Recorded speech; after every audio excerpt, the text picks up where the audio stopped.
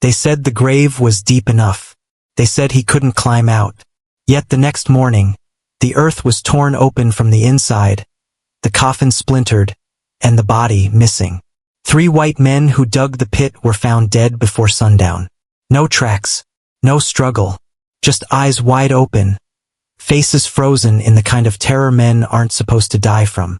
Local records called him Jonah. Others called him a curse wearing human skin. But the oldest families in Franklin County whispered something else.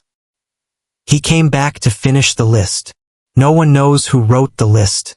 No one knows why every name on it turned up dead over the next 50 years. All we know is this: 200 men died, and no one ever proved Jonah existed. This documentary is about the killings America buried. The story preachers refused to read from their pulpits. The story sheriffs burned from their archives. And the story a single seminary student uncovered in 1948. Locked in a basement vault no one was supposed to have the key to. He vanished 6 days later. What he found suggests something far older than slavery, far deeper than revenge, and far more dangerous than any man should have carried in his chest. And tonight we're opening the same files that cost him his life.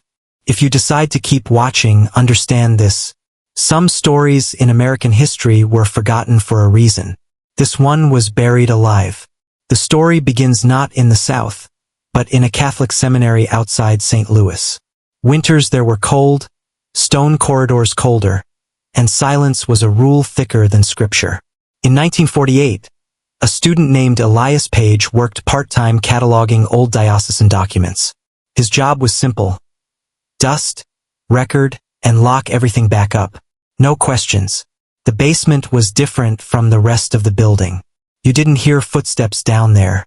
Sounds seemed to vanish before reaching the brick walls. The priests called it the quiet floor. Students called it the spine. One drawer, heavy oak with an iron bar nailed across it, had no label. Elias was told never to open it. The key wasn't on the ring. The lock wasn't standard. And the nails looked newer than the cabinet itself. But dust is honest. Dust settles the same on every surface unless someone touches it. And that drawer never had any. Someone opened it regularly. Someone who didn't want anyone else to know. One night, when the wind howled through the ventilation grates like someone whispering into hollow pipes, the drawer sat slightly cracked open. Maybe someone forgot. Maybe something shifted. Inside was a single folder wrapped in cloth. No title. No archival markings. Just a short, handwritten warning on the first page. Do not read this alone. Elias did. And the more he read, the more he realized this wasn't church history. It was a county's confession. A confession soaked in fear, sealed by dead witnesses, and tied to a name that should have stayed hidden. Jonah. According to the earliest entry in the forbidden folder, Jonah wasn't born into slavery. He arrived on the Franklin plantation in 1822 under strange circumstances. The slave ledger didn't list a place of purchase. No ship, no auction, no previous owner. Just one note, found on the north field, standing still, barefoot, silent. The overseer claimed Jonah didn't blink when approached, didn't speak for 3 days, didn't react when whipped the first time, only watched the blood run down his arm as if the pain weren't his. Word spread fast. Slaves whispered he wasn't one of them. They said his body healed too fast, that he never limped, never slept more than a few minutes, and never seemed to age past 30. Some said he walked in storms without getting wet. Others swore they saw him standing in 2 places the same night. The white men called him mute, simple, or animal, but his silence felt deliberate. Calculated, observant. The first man to die was the overseer. Throat crushed. No weapon found. No prints. Jonah was 20 miles away under lock and chain when it happened. That was the beginning. Over the next decade, men connected to the plantation fell one by one. Some missing. Some mutilated.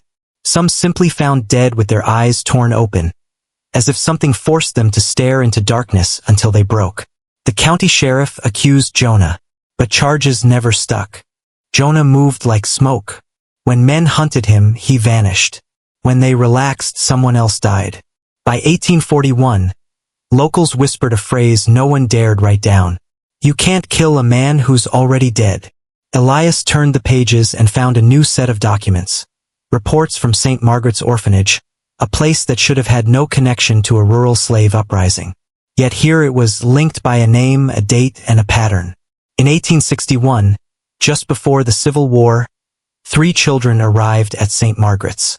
Their files were incomplete. Their place of birth listed as Franklin County. Their parents, unknown.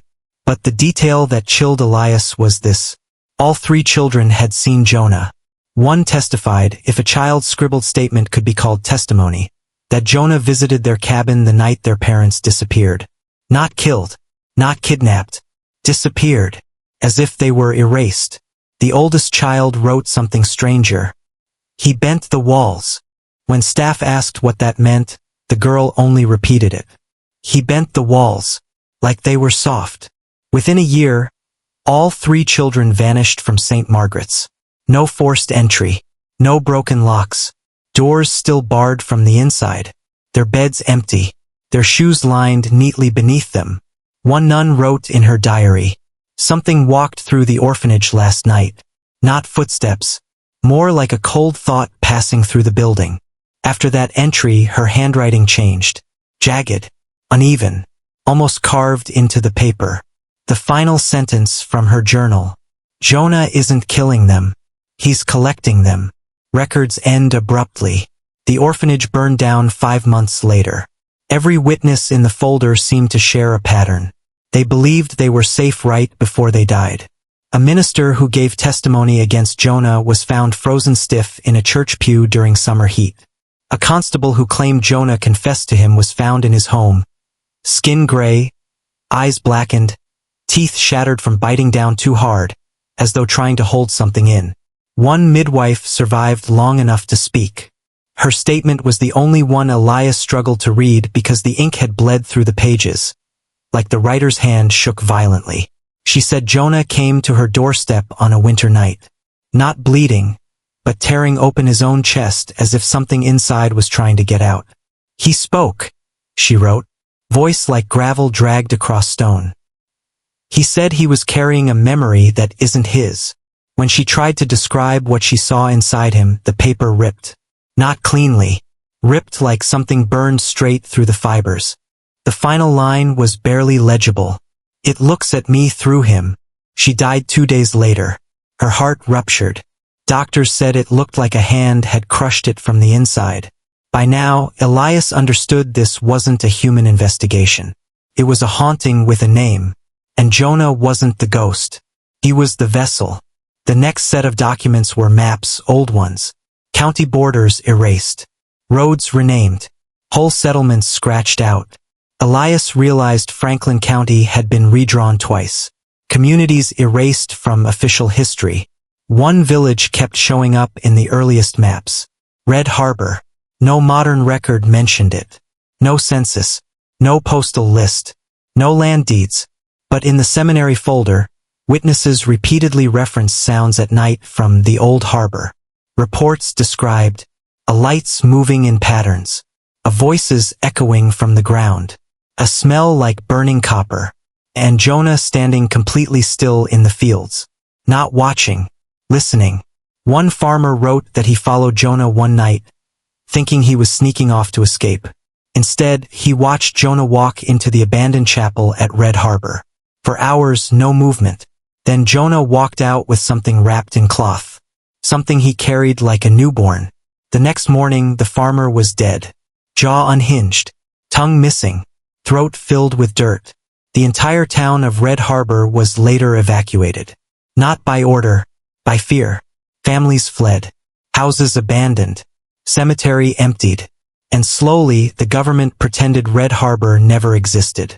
But Jonah kept returning. And the deaths followed him like shadows. During the Civil War, soldiers reported a man matching Jonah's description appearing at battlefields before attacks. Not fighting. Watching. Union soldiers at Shiloh swore they saw a man walking barefoot through smoke, untouched by gunfire. Confederate troops described the same figure days later, standing at the tree line, waiting for something. One military surgeon wrote, "I saw a man whose wounds closed faster than I could stitch. Then he opened his eyes, and they were not the eyes of a man. They were the eyes of someone remembering 1,000 lives." Some believe Jonah brought death with him. Others believed he was warning someone. But bodies kept piling up, and no one knew whose side he was on. Rumors claimed a list was found in Jonah's pocket when he was captured in Tennessee. 200 names. All white. All tied to plantations, militias, churches, or courts. The list started in 1823. The last name was dated 1946. A death prophecy spanning over a century. And every name crossed out except 6. When soldiers tried to question Jonah, he spoke only once. "I finish what was promised." He vanished from custody within the hour. No forced lock. No broken bars. He was simply gone. After the war, the killings grew stranger. More deliberate. A judge in Mississippi died inside a locked study. His organs liquefied. A pastor in Georgia was found hanging from a tree with no rope burns, suggesting he didn't resist. A sheriff in Missouri died sitting upright in his chair, hands folded, face calm, but lungs filled with soil. A surgeon examined one body and wrote in his medical report, "This man died from fear, not a metaphor, a literal stoppage of the heart induced by extreme terror." The victims all had one thing in common. They were on the list. Some were cruel men. Some were administrators. Some were simply connected to families who had participated in something terrible, something the folder never fully explained. One witness said Jonah didn't kill out of revenge. He killed to prevent something. The deeper Elias read, the more he sensed that the killings weren't violence. They were containment, as if Jonah was the only thing standing between America and something older and far worse. From 1870 to 1890, Black churches across 3 states began locking their doors during daylight hours. Pastors refused to speak Jonah's name from the pulpit. Some banned children from playing near certain fields. Survivors told stories that chilled Elias. Jonah didn't frighten them. Something following Jonah did. A preacher wrote, "When he walked near the chapel, the air got tight, like a storm in the lungs." Another wrote, "We prayed for him, not against him. God helped the men he was hunting." Villagers claimed Jonah visited their churches silently, placing stones on the altar. Stones shaped like twisted faces, as if carved by pressure instead of tools. Then Jonah would leave, disappearing into the woods for days. Whenever he vanished, 2 things happened. A white man tied to Franklin County died. A black family reported seeing shadows moving behind them, mimicking their movements. Some pastors believed Jonah was holding something back, something his body trapped, something that strained against him as the list grew shorter. Whatever followed him, they were certain it wasn't human. The folder contained one of the few surviving eyewitness accounts. A schoolteacher in 1893 reported hearing 20 men scream in the woods behind his home. Not at once, but one after another, spaced evenly. 20 screams. 20 minutes. Then nothing. The next morning, 20 bodies were found in a clearing. Faces contorted. Mouths torn open. Hands fused to their chests, as if trying to hold their souls inside. In the dirt, written in a spiraling pattern, a sentence. The list shortens. Authorities blamed a racial uprising. Newspapers printed lies. But the coroner quietly resigned. After 3 days, he had stopped speaking. When a reporter visited him 10 years later, the coroner finally whispered, "There were no footprints leaving the scene." The reporter asked if the footprints arriving suggested more than one attacker. The coroner shook his head. "There were footprints, yes, but there was only one set. Coming in. Not leaving. Not circling. Just arriving. One man walked into that clearing. 20 died. And not one of them had external injuries consistent with a human killer." Medical files from an asylum in Arkansas revealed something even stranger. Several survivors, men not on the list but related to victims, began experiencing hallucinations. They swore they saw Jonah standing in their rooms, not approaching, just watching, eyes hollow. One wrote, "He moves like he's remembering a different body. Another said Jonah whispered from the walls. He said the ground knows my name. Doctors labeled the men insane, but test results revealed unusual neurological activity. Patterns resembling deep trauma responses despite no physical injury. One patient tried to claw his own shadow off the floor. Staff restrained him for days. When he finally spoke, he only said, "He's keeping something inside, and every death cracks him open." The asylum burned down in 1902. All staff died except one nurse who escaped with severe burns. Before she passed, she told a priest, "I didn't see flames. I saw a man opening like a door, and the fire came through him." Multiple reports mentioned a stretch of dirt road near Red Harbor. Locals called it the Forgetting Path. Footprints entering it were visible, but footprints leaving it disappeared halfway through. In 1911, a state investigator walked the path himself. He left footprints going in, none coming out. Later that night, his horses refused to enter the barn. They smelled something on him. The investigator wrote, "I heard breathing behind me the entire way, but when I turned, there was nothing. The trees leaned away from the sound." He returned 6 months later to follow up. Locals told him Jonah had walked that same path a week earlier. After the visit, the investigator left the state. His wife found his journal hidden in the attic. The last entry, "He's not chasing men. He's chasing names. Names with weight. Names with history. Names that open things." Under the sentence, a single symbol, an open circle with slashes carved through it like fingernail marks. The folder contained a document with heavy black ink across 3 lines, clearly redacted. Above the ink, the final 6 names are held by the Church of Perpetual Mercy, under seal of sin. Below the ink, "No man holding these names shall see sunlight after reading." A priest attached a note. "These names are not men. They are keys." Elias didn't understand, but the next page clarified everything. A bishop wrote, "The men on the list share a bloodline that carries an old sin. Jonah is not killing the men. Jonah is killing the lineage. That was why he killed slowly, methodically, across generations. 200 deaths wasn't vengeance. It was sealing a door shut, a door that blood could open, and only Jonah knew where the door stood." By the 1920s, the black communities of the South were moving north in huge numbers. But the folder suggested a darker reason. Pastors begged families to leave before Jonah returned. Not out of fear of him, but of what followed him. A deacon described Jonah appearing in the fields at dusk, standing perfectly still, looking toward the North Star. A child approached him once and asked if he was lost. Jonah knew. Only one sentence survived on the page, smudged but readable. "They hear me." 30 people left the county that night. None ever returned.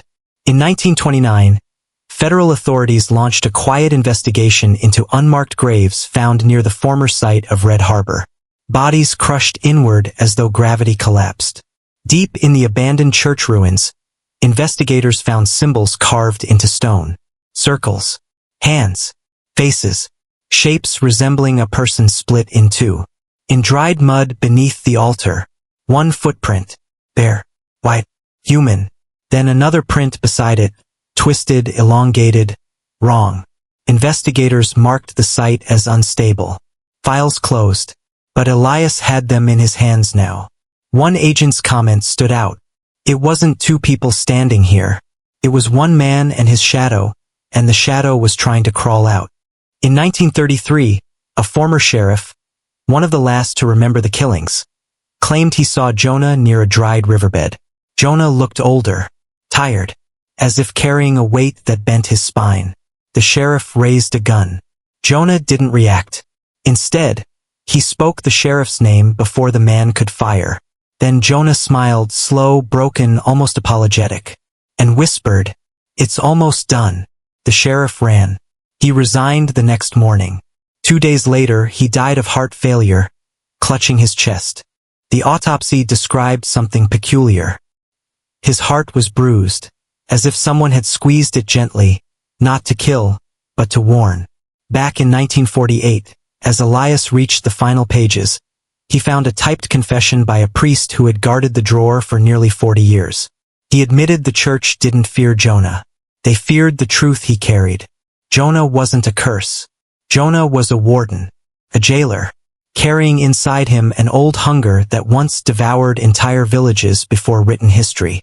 The creature needed bloodlines to open. The men Jonah killed weren't victims. They were locks.